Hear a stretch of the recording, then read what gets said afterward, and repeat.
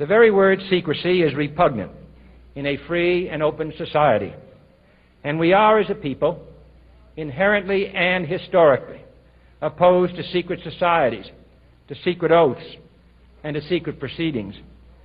We decided long ago that the dangers of excessive and unwarranted concealment of pertinent facts far outweighed the dangers which are cited to justify it. Even today, there is little value in opposing the threat of a closed society by imitating its arbitrary restrictions. Even today, there is little value in ensuring the survival of our nation if our traditions do not survive with it. And there is very grave danger that an announced need for increased security will be seized upon by those anxious to expand its meaning to the very limits of official censorship and concealment. That I do not intend to permit to the extent that it's in my control.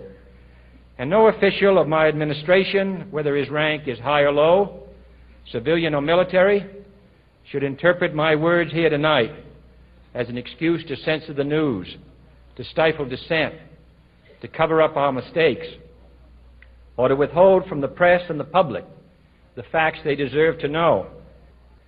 For we are opposed around the world by a monolithic and ruthless conspiracy that relies primarily on covert means for expanding its sphere of influence, on infiltration instead of invasion, on subversion instead of elections, on intimidation instead of free choice, on guerrillas by night instead of armies by day.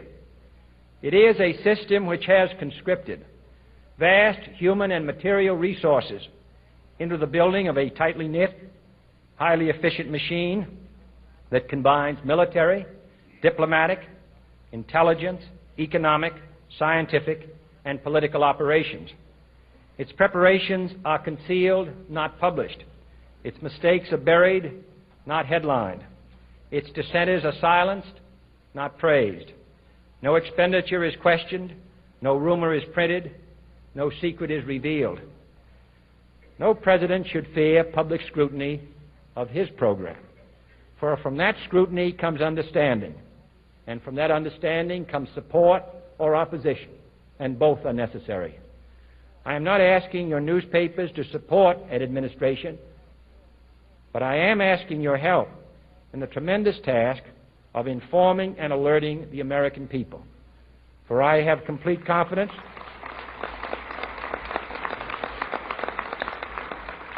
in the response and dedication of our citizens whenever they are fully informed. I not only could not stifle controversy among your readers, I welcome it. This administration intends to be candid about its errors. For as a wise man once said, an error doesn't become a mistake until you refuse to correct it. We intend to accept full responsibility for our errors, and we expect you to point them out when we miss them. Without debate, without criticism, no administration and no country can succeed, and no republic can survive. That is why the Athenian lawmaker Solon decreed it a crime for any citizen to shrink from controversy. And that is why our press was protected by the First Amendment, the only business in America specifically protected by the Constitution, not primarily to amuse and entertain, not to emphasize the trivial and the sentimental, not to simply give the public what it wants, but to inform, to arouse, to reflect, to state our dangers and our opportunities, to indicate our crises and our choices, to lead, mold, educate, and sometimes even anger